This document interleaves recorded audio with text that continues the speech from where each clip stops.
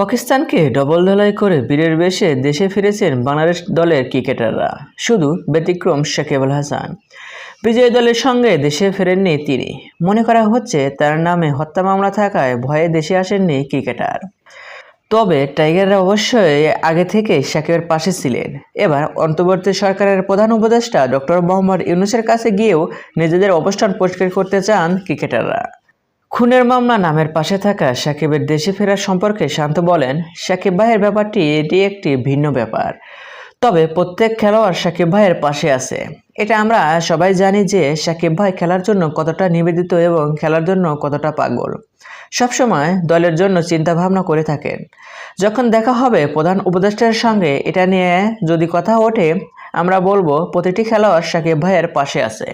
So viewers, এই ভিডিওতে আপনার কি মতামত? আর হ্যাঁ, খেলাধুলার সকল ভিডিও পেতে চ্যানেলটি সাবস্ক্রাইব করুন। ধন্যবাদ।